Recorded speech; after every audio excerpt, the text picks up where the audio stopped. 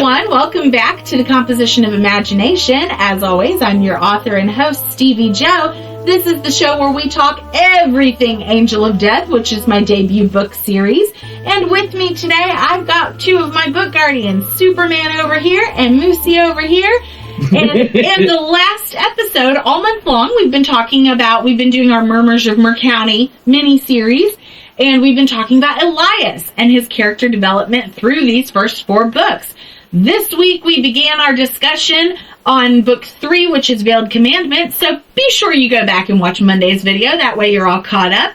Because the next chapter we're going to go to today is 13. That's the next time you see Elias. Lucky 13. Lucky 13. Now, the thing about this chapter is, it's more from Peyton's perspective. Yeah. Elias doesn't actually make an appearance until later in it, but she does have that conversation with him. So here's kind of why she's there, because I think the background is important. Yeah. Frustrated with her beast and whatnot, like she always is, Peyton goes to the Devil's Fountain with the intent to drink from the fountain. Now, let me remind those of you who may not know, because this is really important to know. Creatures who drink from the fountain have their greatest desire granted, but it comes with a cost. No one knows what the cost is, and it's different for everybody, so that's why they don't know. You just kind of have to decide if what you want is worth what you might suffer later. And Peyton has fully decided in this moment that it is. So that's why she's going to go drink. Well, Elias, seeing her mosey her way over to the fountain, does not take too kindly to that plan. He rationalizes it this way. Although Ava drank from the fountain as well, Sky would not worry as much about Ava as she does about Peyton. Kind of going back to your whole, they're both adults kind of thing. If he feels that if he does not make an effort to step in with Peyton doing this, he'll get in trouble too. And he does not want to get in trouble with Sky. It kind of seems like some good rationale on a guy's part, right? You don't want to get in trouble with your woman. So, as it turns out... Oh, you didn't stop him? Yeah. As it turns out, Elias and Peyton have a semi-productive conversation. They don't really know each other at all, and Peyton accuses him of emotionally torturing Skylar by leading her along when he has no intentions of doing anything about it, a point that I think we find very valid. Elias is surprised and glad to hear her so defensive of Skylar. Peyton even tells him she may not like Sky sometimes, but she still loves her. And that's a feeling that I think all siblings can relate to. You may not like them all the time, but you still love them. They're still your family. sibling. Exactly. Yeah. And so even Elias finds that incredibly relatable and insightful because it prompts him to reveal something we have not learned before. Elias has an older sister. So in the last video, you were talking about sibling. Well, he has one. He has a big sister. And the last time they talked, in the last 1,000 years, is when she gave him... I should say the last time they talked amicably, in the last 1,000 years, is when she gave him a gift for opening the Devil's Fountain. What do you think he and his sister... First of all, why do you think he and his sister are so estranged? Their abilities, maybe? Does she have abilities similar to his, or completely different? We don't know yet. No. So that could be part of it. Because this is the first time we're hearing about her. That, or she may have been involved in the incident. Oh, I sounded like a Skeksis there for a second. Yeah, I was like, wait a minute, hold on. Brought up my inner Skeksis. You're Skeksis and you know it. Yeah. But no, that's a good speculation. We don't know. So what do you think the gift was that she gave to him? Because he doesn't say. The fountain itself? The bar itself? Oh, yeah. Because remember, you got to run. You had to run the pipe work and everything, and the fountain itself comes out a certain way. Maybe it was specially made with magic, yeah, so that it doesn't rust. Cleanup's very easy. Keeps its magic in the water and everything. If that's valid, we don't know. We will learn, not soon, but we will learn what it was she Hold gave your him. horses, all right? So, we're in for a long ride. Remember what I said long time ago when these videos first started. Slow burn. That's what this is. So, Okay, there's some things that are slow. No, not yet. We will, though, in book 6, we find out. Be a nice gift, I imagine. It would be. His onyx necklace that he wears. You don't like that? He was like, that's a cop-out. Yeah, it is. Oh. Okay. Well, whatever it is. Sometimes the easy explanation is the right answer. I would like to, obviously at some point find out what these jewels really mean. And you will. But, this whole it's like a promise ring. You hand those things out all the time, but how many people do you know that actually really fulfilled that after they did the promise ring? Exactly. One. One person.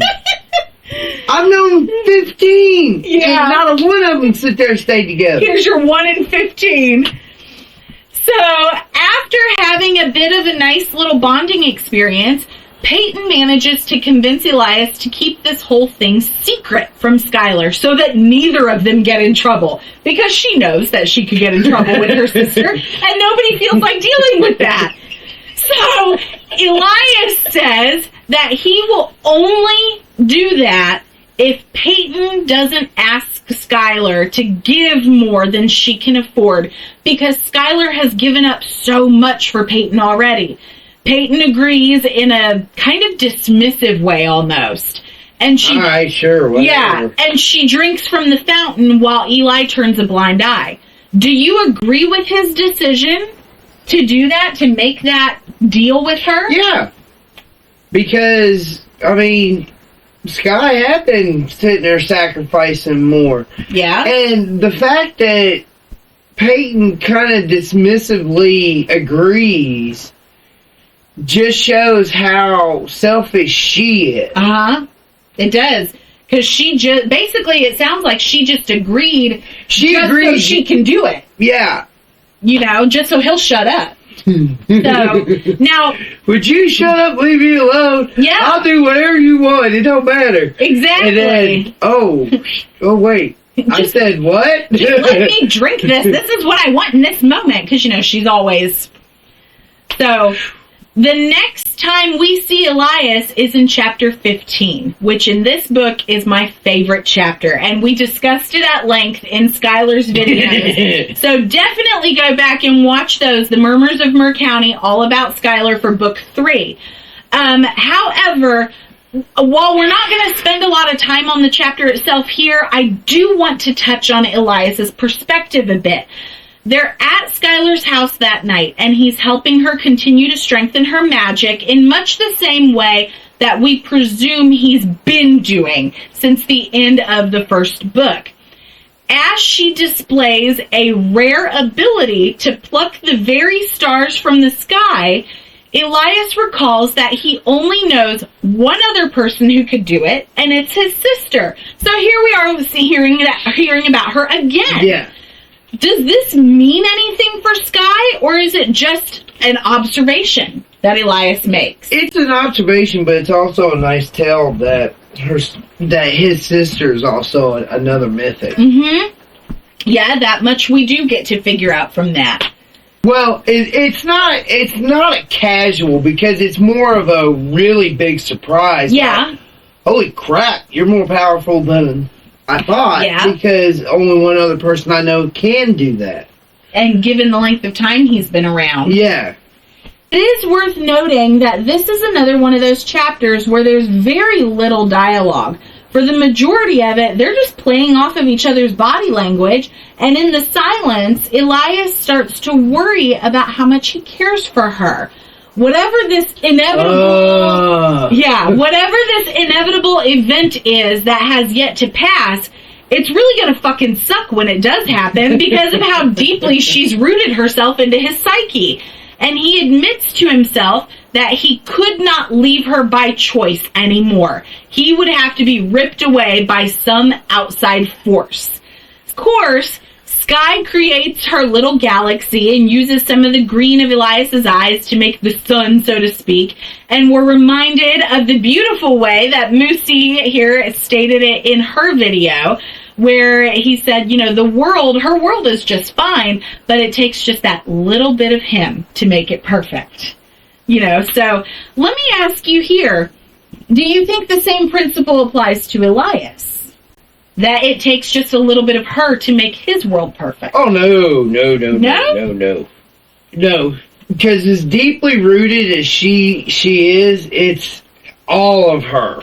Okay, so it's all or nothing. Yeah, it's not just, just to have contact is enough, or, no, it's got to be the whole thing.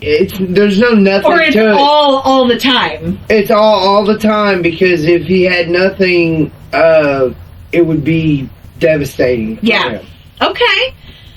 So, although Elias says he would give up his entire life to stay here playing Starlight Chess with her forever, he does confess to himself that he wants to feel the reality of being with her.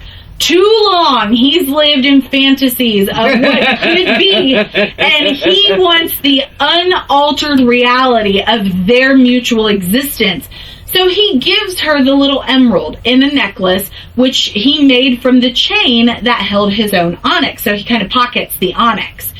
And sharing that kind of unadulterated moment together, Eli confesses to her, you know, I never was really good at chess, and I lost to my sister all the time. And then we find out some background on our mysterious Mythic in Elias.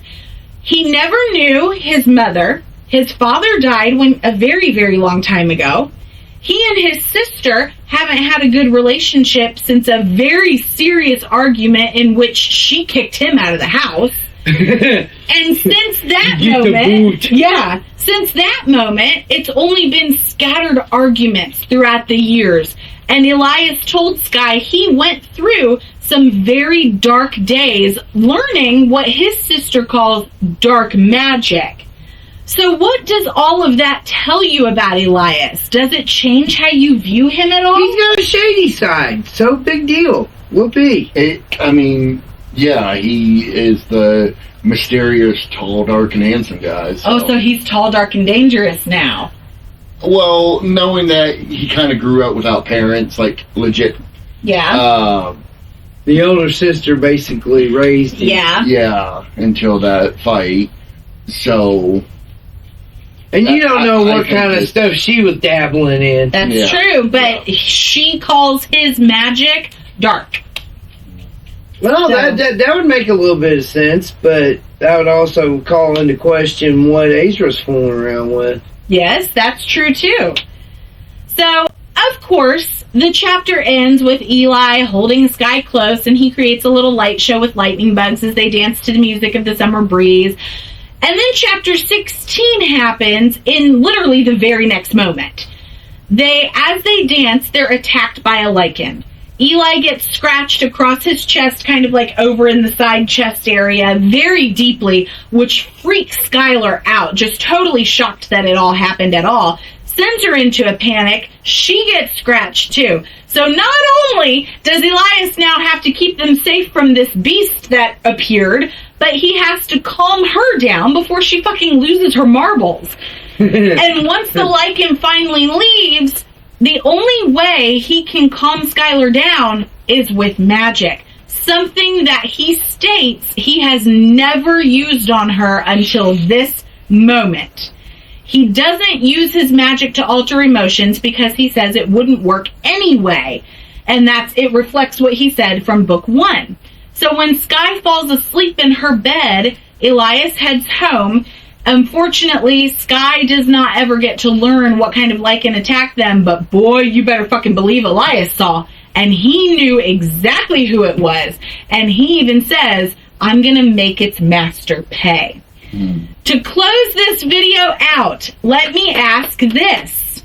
why would Elias not just go ahead and confront the lichen itself? Because clearly he knows who it is and has the ability to manipulate emotions with his magic. So can't he just confront the lichen to force it to spill beans? Because it was on a mission. Okay. So he's trying to get to the root of the problem, is what you're saying. He wants the big fish. Okay. All right. So... and he knows where the big fish is. Yes, he does.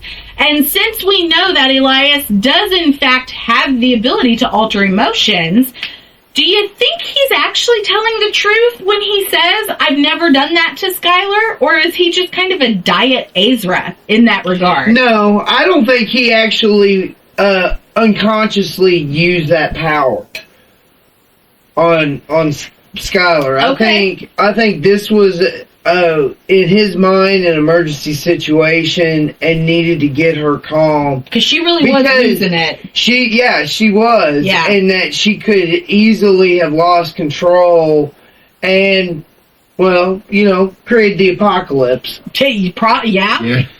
You remind me of the scene from the original Men in Black. Where it's like, you ever flashy thing me before? Yeah. Tell me the truth. Have you ever flashy thing me? Yeah. That's kind of what I'm asking. Yeah. Has he ever flashy thinged her before? That sounds wrong. That sounds wrong. Well, but getting back on track. No, I don't think that he would be like that. I don't think he could die Ezra. I apologize.